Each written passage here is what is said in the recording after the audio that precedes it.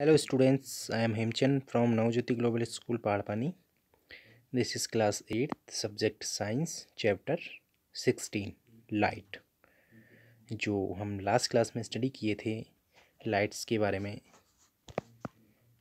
और laws of reflections हमने पढ़ा था। इसमें रिफ्लेक्शन के जो लॉज हैं ये हमने लास्ट क्लास में स्टडी किया था, जिसमें हमने आपको एक्टिविटी के थ्रू भी समझाया था।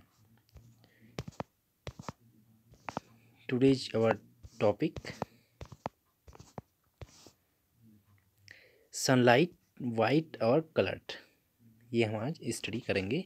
जो सूर्य का प्रकाश है ये श्वेत या रंगीन होता है, कैसे होता है इसके बारे में हम आगे स्टडी करेंगे। In class 7 you learn that the sunlight is referred to as white light. You also learn that it consist of 7 colours. Here is another activity 16.7 showing that sunlight consists of several colors। मीन्स जो class 7th में आपने सीखा कि सूर्य के प्रकाश को श्वेत प्रकाश के रूप में जाना जाता है। आपने यह भी सीखा है कि इसमें 7 रंग होते हैं, यह दर्शाने के लिए कि सूर्य के प्रकाश में अनेक रंग होते हैं। एक और क्रियाकलाप 16.7 हम यहाँ पे करते हैं।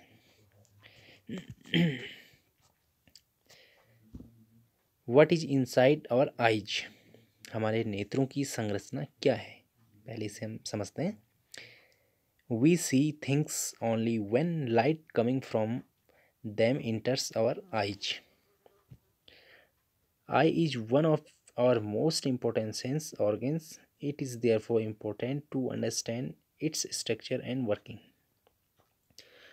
हम वस्तुओं को केवल तभी देख पाते हैं जब उनसे आने वाला प्रकाश हमारे नेत्रों में प्रवेश करता है। नेत्र हमारे सबसे महत्वपूर्ण ज्ञानेंद्रियों में से एक है, इसलिए इसकी संरचना तथा कार्यविधि को समझना हमारे लिए विशेष महत्व रहता है। आगे हम देखते हैं 16.7 जो एक्टिविटी है इसको हम एनालिसिस करते हैं। Get the plane mirror of a suitable size. उपयुक्त साइज का एक समतल दर्पण लीजिए। Place it in a bowl कटोरी एज सो इन फिगर 16.13। इसे 16.13 में जो दर्शाए अनुसार एक कटोरी में रखिए, जैसे यहाँ पे दर्शाया गया, देखिए ऐसे आपने रखना है। Fill the bowl with water. Put this arrangement near a window in such a way that direct sunlight falls on the mirror. इसके बाद इस व्यवस्था को किसी खिड़की के पास इस प्रकार रखिए कि दर्पण पर सूर्य का प्रकाश सीधा पड़ सके। और adjust the position of the bowl so that the reflected light from the mirror falls on a wall. If the wall is not white, fix a sheet of white paper on it. Reflected light will be seen to have many colors. How can you explain this mirror and water from a prism? As you learn in class 7, this breaks up the light into its colors. Splitting of light into its colors is known as dispersion of light. Rainbow is a natural phenomenon showing dispersion। इसका मतलब ये है कि जो कटोरी की स्थिति को इस प्रकार समायोजित कीजिए कि दर्पण से परावर्तित होने वाला प्रकाश किसी दीवार पर पड़े। यदि दीवार सफ़ेद न हो तो इस पर सफ़ेद कागज़ की शीट चिपकाइए और परावर्तित प्रकाश में आपको अनेक रंग दिखाई देंगे। इस प्रकार आप इसकी व्याख्या किस प्रकार करेंगे? दर्पण एवं जल संयुक्त रूप से एक प्रिज्म बनाते हैं। यह प्रकाश को इसके रंगों में विभक्त कर देता है। जैसे कि आपने क्लास 7th में अध्ययन किया है कि जो प्रकाश के अनेक अपने रंगों में विभाजित होने को प्रकाश का विक्षेपण कहते हैं। जैसे जो रेनबो इंद्रधनुष विक्षेपण को दर्शाने वाली एक प्राकृतिक परिघटना है।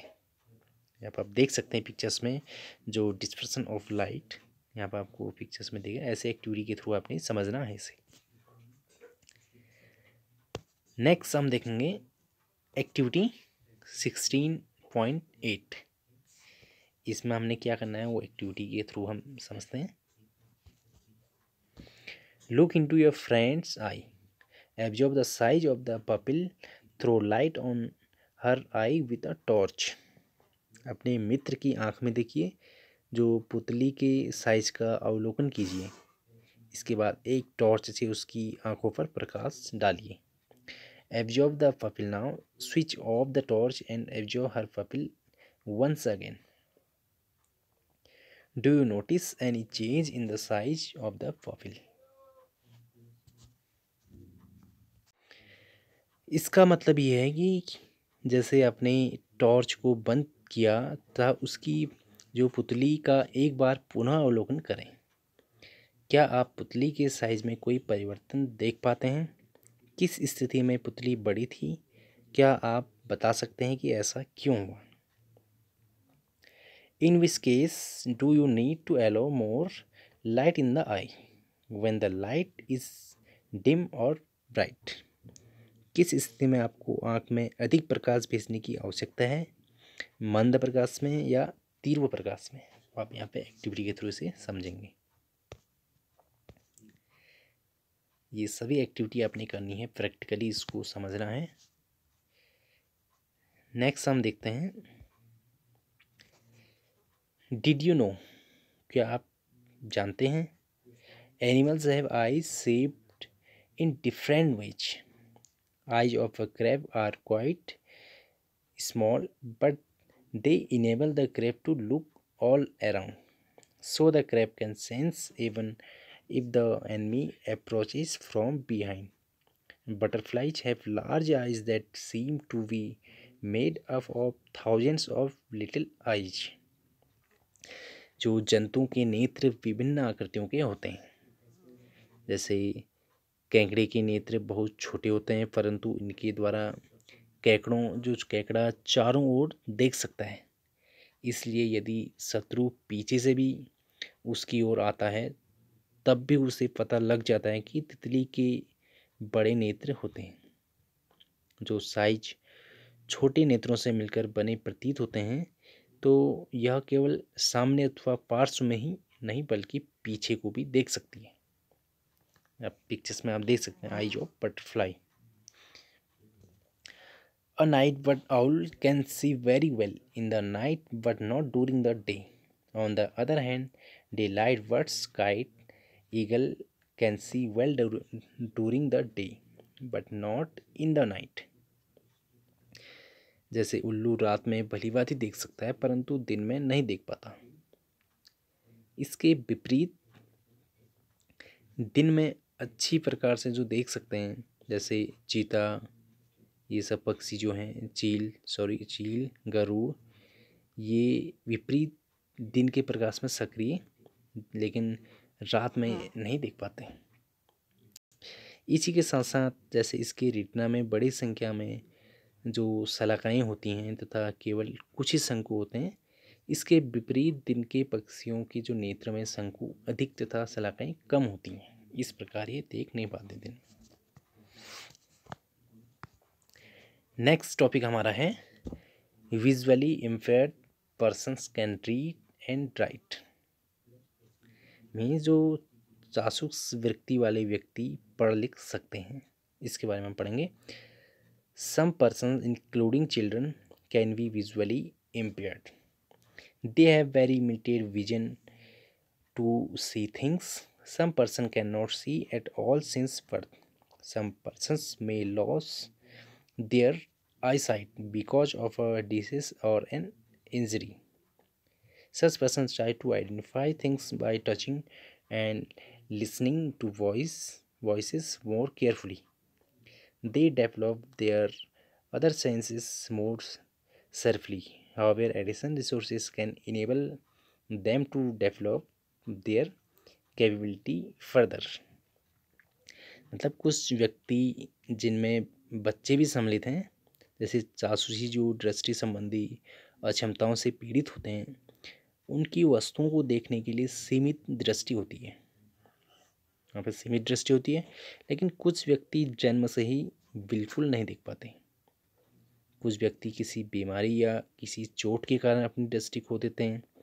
ऐसे व्यक्ति स्पर्श द्वारा अथवा ध्वनियों को ध्यानपूर्वक सुनकर वस्तुओं को पहचानने का प्रयत्न करते हैं।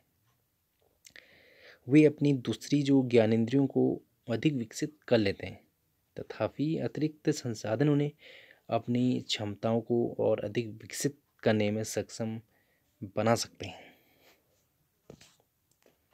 ये था हमारा टॉपिक्स। इसके बाद हमारा नेक्स्ट टॉपिक है व्हाट इज़ द व्रेली सिस्टम। जो व्रेल पद्धति है ये क्या है, इसके बारे में हम पढ़ेंगे। The most popular resource for visually challenge person is Braille. जो चासुक व्यक्ति युक्त व्यक्तियों के लिए सर्वाधिक लोकप्रिय साधन ब्रेल कहलाता है। आगे हम इसके बारे में पढ़ेंगे।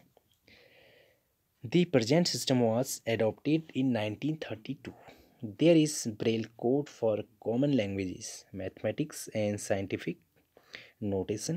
Many Indian languages can be read using the Braille system.